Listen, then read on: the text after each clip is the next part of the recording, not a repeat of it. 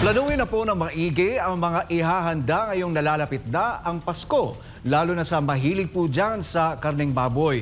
Inaasahan kasi ang pagtaas ng presyo nito ayon sa ilang pork producers. Pero sapat nga ba ang supply ng karneng baboy sa nalalapit na holiday season? Alamin natin yan sa balita ni Sheena Torno. Kalderetang baboy, afritadang baboy, hamonado, adobong baboy at ang pinakamasarap at patok sa atin ay walang iba kundi ang lechon baboy. Yan ang karaniwang handa nating mga Pilipino tuwing Kapaskuhan at Bagong Taon. Pero dapat maaga pa lang ay napagplanuhan na po ang mga ihahanda. At syempre, ang budget mo, lalo na kapag iba't ibang putahe ng karning baboy ang lulutuin mo. Inaasahan daw kasi ang pagtaas ng presyo ng karneng baboy ngayong Disyembre, sabi ng Pork Producers Federation of the Philippines. Bagamat mataas daw ang demand sa karneng baboy, ay may bahagyang pagbaba naman sa supply dahil sa epekto ng African swine fever. Siguro between 10 to 20 pesos per kilo. Yan, posibleng ganon ang itaas sa farm. And then sa palengke, maaaring umabot yan 30 to 40 pesos per kilo. Sa Calabarzon area yan. Medyo yun ang naging epekto ng ASF. So, ang baboy kasi karamihan nawala. Kaya yung sales ng mga nagbebenta ng pamakain, bumagsak ng mga 40%. Paliwanag ni Briones, isa ang Calabarzon sa pinagkukunan ng supply ng Metro Manila na siyang apektado rin ng ASF.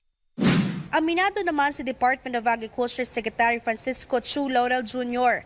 na posibleng tataas talaga ang presyo ng karneng baboy ngayong Disyembre.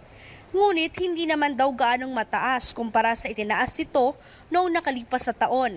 Pero ang tanong, sapat nga bang supply ng karneng baboy sa holiday season? I think we have enough supply. Actually, I was looking at the import numbers the other day and lumalabas, there's 10% more importation of pork this year than last year. So very significant kasi 10%. Tama lang anyang pag-aangkat ng karneng baboy dahil marami ang namatay dahil sa pagkalat ng ASF. Pero hindi raw ibig sabihin na sobrang taas ang ipapatong ng mga pork retailers sa kada kilo ng baboy. Kaya para mapigilan ang pagkalat pa ng ASF, ay inatasan ni Laurel ang Bureau of Animal Industry na magtayo ng livestock, poultry at meat industry inspection site sa Metro Manila at kalapit na probinsya. Ito'y para makontrol daw ang pagkalat ng sakit. Dito sa ating nangyari sa ASF yung mga checkpoints, we saw it's very effective to control ASF. Hindi naman, nagka-outbreak tayo. Na ito na-control yung pag-spread sa iba't ibang lugar dahil nahinuli talaga eh. Sabi naman ni Briones ng Pro Pork, makakatulong ito kahit papaano pero Ang hindi lang maganda ay siyempre hindi rin gusto ng mga magbababoy masyadong mahigpit. Makakatulong sa pagkalat pero ang mabigat kung hindi agad natin nababayaran yung tinatamaan dahil kulang ang ating pondo. Hindi natin nababakunahan agad yung lahat ng kailangan bakunahan baboy.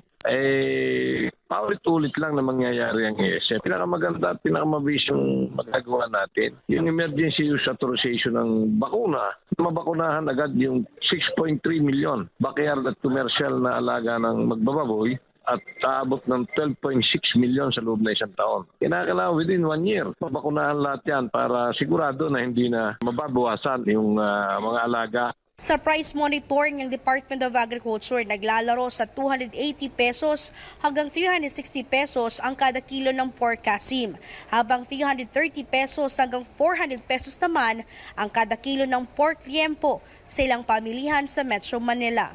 Para sa Diyos at sa Pilipinas kung mahal, ito si Sheena Torno, SMNI News.